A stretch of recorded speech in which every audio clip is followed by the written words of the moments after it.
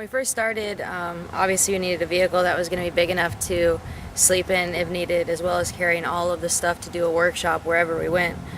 So I started looking at different vans. I remember going out with my mom and she's like, "Oh, look at all these little vans, all these minivans." I'm like, that's not going to work. This needs to be a van that can be, you know, everything in one.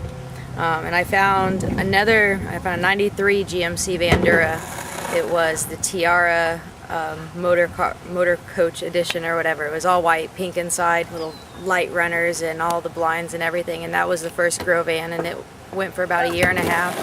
And then we ran across this one, the second GRO van. It's a 95 GMC Vandura Triple Crown model.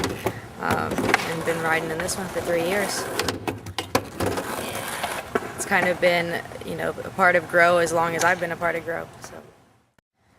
Pretty soon after I started skating and saw just the complete lack of girl skateboarding and support for girl skateboarding was kind of the inspiration. So that was into 2005, beginning of 2006, on our 5th year now. I think this one we got at 90,000 miles.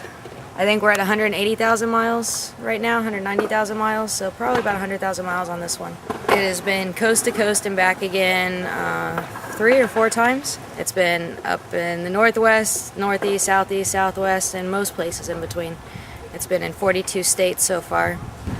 Yeah, I think a lot of people ask me, you know, how's your van doing? Not, you know, how have you been or how's GRO doing, but how's the van doing? Is she still running? Is she doing all right? So yeah, I think a lot of people really are into it at the workshops. You know, I want to go get my photo taken with the GRO van. So yeah, she's definitely her own entity and has her own following. That's for sure. I hope so. I sure hope so. I've never hoped to be the front of this. You know, this is an organization about the girls that are out there making stuff happen, and you know, just behind the curtains, behind the van. So. It was actually, you know, we were working with Soltech, with Etnies for a long time, and they wanted to get the van wrapped one year, so we kind of did this little collaboration. They selected the photo for it. They were actually going to wrap the whole van white to put that photo on the side, and I said, no. So we just did the partial wrap of the image on the side, since it was like blue sky and, you know, the blue van. And then the logos on the side, we just decided to put, you know, both our logo as well as the other logos. The logos on the windows, those came first. They were up before the rest of the tags went up on the van. But Lauren Perkins was, you know, a team rider at the time of Eddie's decided to put it on. So, you know, Eddie's threw it down, and we love it. We still have it on to this day, and it's cool. It's cool to see people, you know, you'll have people honking at you, or people like just kind of pacing you as you're driving, or start waving at you. Like, oh, why are these people waving at me? I was like, oh, because I have stuff on the side of my van. So it's neat, it's interesting, driving a logoed vehicle.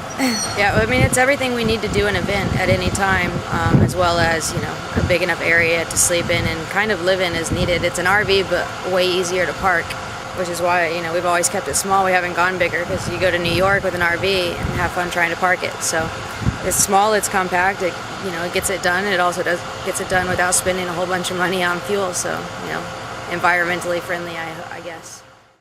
Alright, so the back is kind of full of a lot of giveaway stuff right now, so it's not usually this messy, but this is where everything is stored for the event.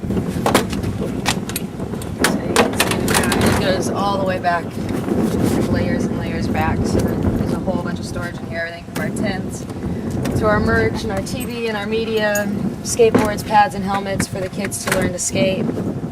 This is just all giveaway stuff. This is normally where my bed is. It's a really nice bed. I've got 4 down comforters in here, and then a 2-inch foam like bed topper pad and camping pads. So it's a really comfortable bed whenever I actually get to use it. Other than that, yeah, it's just basically a big wood box that was built, and just kind of get everything in there as best we can. It's been just, you know, improving it every year, being able to fit more stuff in less space. So yeah, it's crazy. All the stuff that pulls out of here would cover, you know, this entire ground area. There's so much stuff in this van, and there's only one way that it all fits in.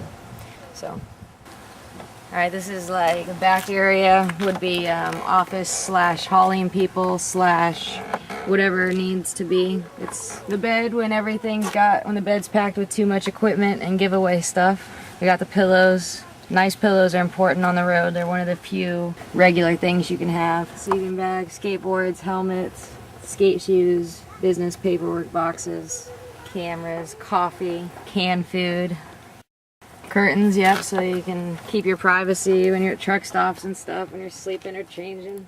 Oh yeah, it can get as cold as it is outside, and it can get way hot, but usually not till after the sun comes up. And there's like a trick: if you're sleeping on the bed, if you're sleeping at this level of the van and it starts getting too hot, then you come off the bed and you sleep on this, and you got that drop is actually like a 10-degree drop in temperature. So if you're ever sleeping high up in a van and you need more sleep, then you just come down lower in the van, it'll stay cooler longer.